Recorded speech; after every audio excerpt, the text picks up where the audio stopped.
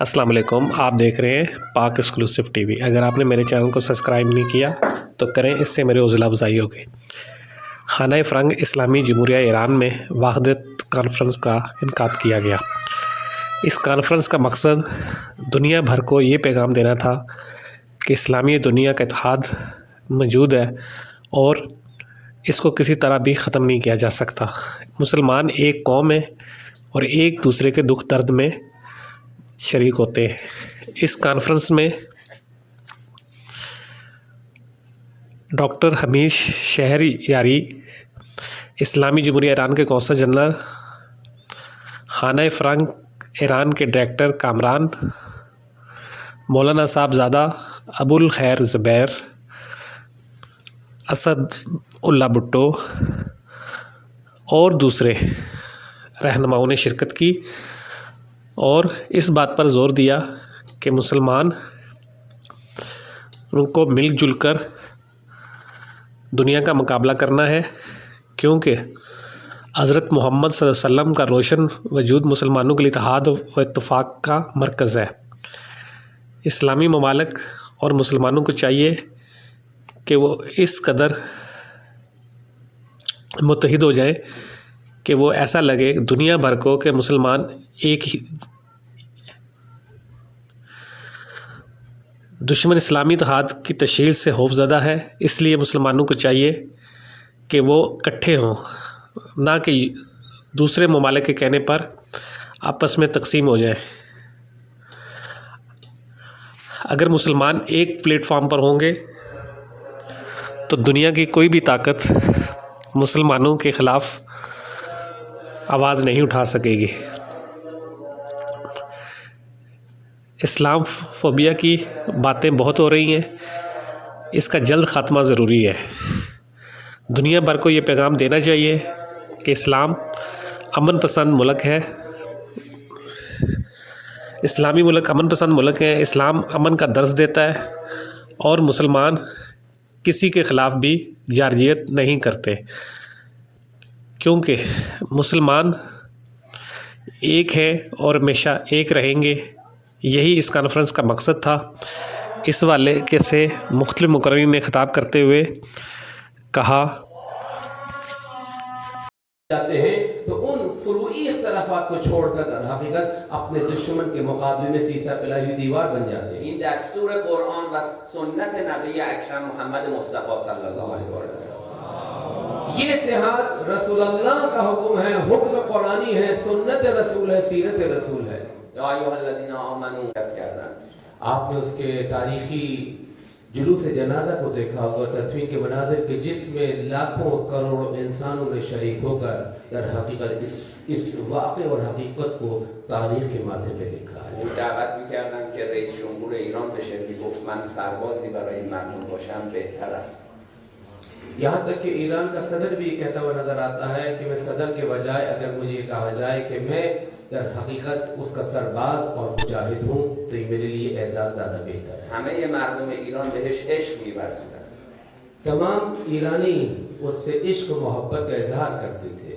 الان هم به عنوان یک الگویی برای جوانان ایرانی مطرح است۔ اور یہی وجہ ہے کہ آج کے ایران کی نوجوان نسل کے لیے سب سے بہترین آئیڈیل جو ہم پیش کر سکتے ہیں وہ قاسم سلیمانی کی حیات ہے۔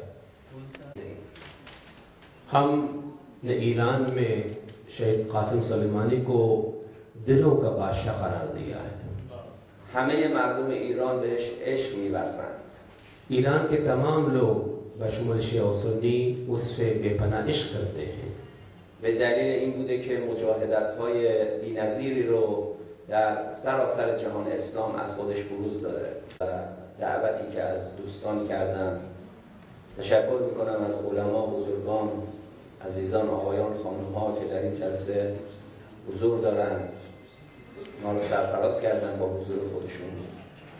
تقدیر و تشکر دارم از همه فرهیختگانی که در جلسه حضور دارن. همینطور تشکر میکنم از شورای همبستگی ملی پاکستان، به خصوص جناب مولانا صاحبزاده ابوالخیر به خاطر دعوتی که از بنده برای حضور در کشور پاکستان داشت. حبیب اله العالمین ابوالقاسم المصطفى محمد صلی اللہ علیہ وعلی آلہ الطیبین الطاہرین وصحبہ المنتجبین ومن تبعهم بإحسان إلى يوم الدین۔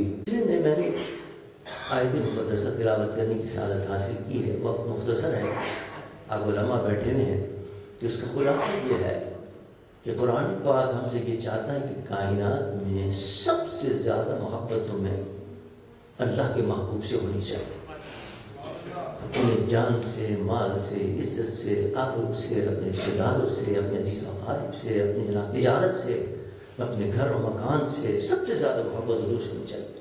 اور یہ الحمدللہ حضور کی محبت ہر مسلمان کے دل کے اندر جگوزی ہے، کیونکہ وہ سمجھتا ہے لا یؤمن احدکم حتی اکون احب الیہ من والدی وولدی والناس اجمعین، کہ میں اس وقت تک مومن ہی نہیں ہو سکتا جب تک کہ حضور کی محبت میرے دل میں کامل ہو، خواہ وہ کسی مسلک سے تعلق رکھنے والا ہو، کوئی عقیدہ رکھنے والا ہو، حتیٰ کہ بے عمل ہی کیوں نہ ہو، نماز نہ پڑھتا ہو، لیکن آپ اس کے دل میں دیکھیں گے تو حضور کی محبت جاگوزی ہوگی اس کی، اور حضور کے عشق اور حضور محبت کے اندر وقت آئے گا تو اپنی جان میں ایک تقریب کا مزید اہتمام بھی کراچی میں ہو رہا ہے۔ آج کی اس تقریب کا عنوان بڑا اہم رکھا گیا ہے کہ جناب محمد حسن نوریان صاحب نے، ان کے ہم ممنون ہیں اور شکر گزار ہیں کہ انہوں نے بڑی بہترین تقریب سجائی ہے اور ان کا شکریہ ادا کرتے ہیں۔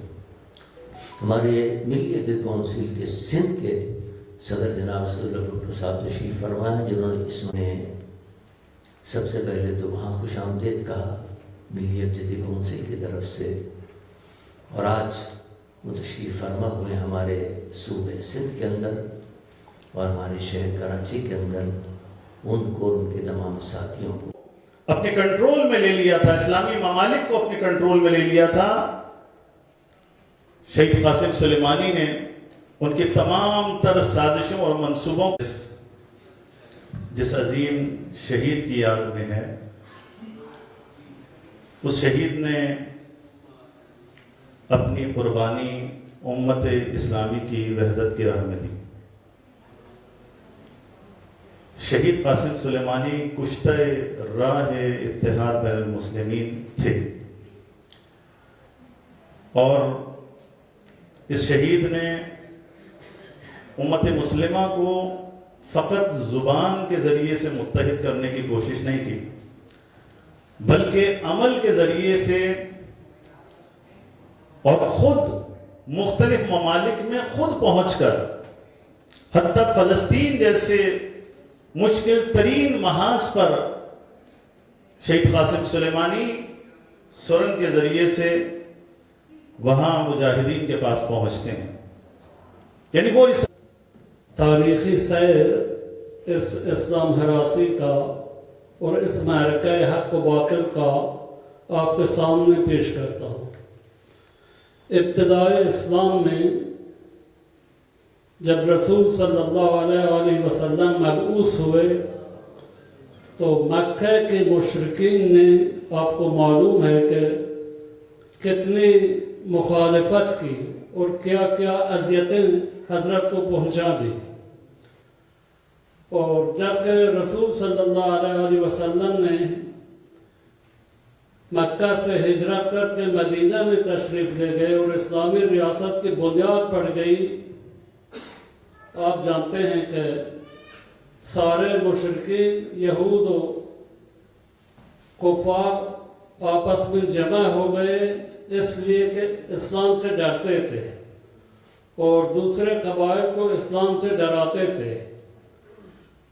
رسول اکرم صلی اللہ علیہ وسلم نے اور صحابہ نے، مسلمانوں نے اس باطل کا مقابلہ کرنے کے لیے تقریباً 70-71 جنگیں لڑی ہیں، غزوات اور سرایا۔ آپ جانتے ہیں کہ غزوات جمع غزوہ ہے، ان لڑائیوں کو کہتے ہیں کہ فرماندہی رسول اکرم صلی اللہ علیہ وسلم کے عہدے میں تھا۔ سرایا ان وقت شہادت حضرت حجت الاسلام والمسلمین سید ضیاء الدین شہید، بعد از اون ایام شہادت شیخ باقر النمر هست، بعد شهادت ابوذر زمان طبق رہبر معظم جناب قاسم سلیمانی اور اس کے بعد ایام شہادت مہندس مہندوی اور باقی سارے لوگ. تو آج کی یہ کانفرنس خصوصاً بہت زیادہ اہمیت کی حامل ہے اور امید ہے کہ ہم جو گفتگو کریں گے وہ امت کو عملی پیغام دیں گے. اس لیے کہ تھیوریٹیکل باتیں تو ہوتی رہتی ہیں، فارمیلٹیز ہوتی رہتی ہے. میں شکر گزار ہوں کہ مجھے یہ موقع دیا گیا کہ میں چند رائز آپ کی خدمت میں پیش کروں.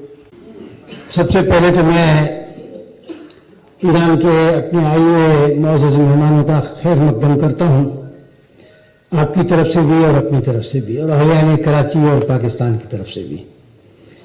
اور مجھے یقین ہے کہ ان کے اس دورے کے نتیجے میں اتحاد امت کو فروغ ملے گا، ایران اور پاکستان کے درمیان میں بھائی چارے میں اضافہ ہوگا، اور دنیا میں اسلام کے غلبے کے لیے جو کام ہو رہا ہے اس کو تقویت پہنچے گی.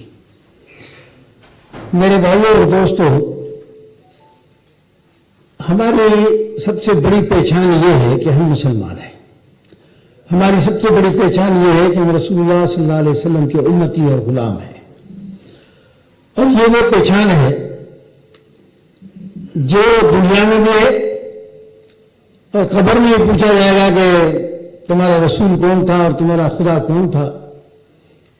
اور اسی طرح سے پھر جب قبر قیامت سے اٹھیں گے تو اس وقت بھی ہماری شناخت مسلمان کی ہوگی اور رسول اللہ صلی اللہ علیہ وسلم کی امتی کی حیثیت سے ہم نبی صلی اللہ علیہ وسلم کی شفاعت کے امیدوار ہوں گے. میں آپ تمام مہمانوں، علماء، دانشوروں، میڈیا کے نمائندوں، خواتین و حضرات، خصوصاً ایران سے تشریف لائے ہوئے اعلیٰ سطحی وفد کہ جس کی سربراہی حجت الاسلام والمسلمین ڈاکٹر شہریاری فرما رہے ہیں، جو مجمع جہانی تقریب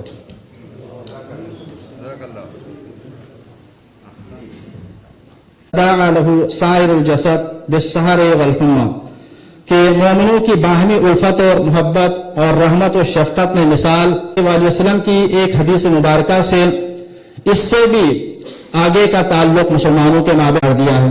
انما المؤمنون اخوہ کہ مسلمان مومنین آپس میں بھائی بھائی ہیں. رسول اکرم صلی اللہ علیہ وآلہ وسلم نے بھی ہجرت مدینہ کے بعد عملی طور پر مسلمانوں کے جناب مولانا صاحبزادہ ابوالخیر زبیر صاحب کو آپ مرکزی صدر ہیں ملی یکجہتی کونسل پاکستان کے، کہ آپ بھی اسٹیج پر تشریف لائیں.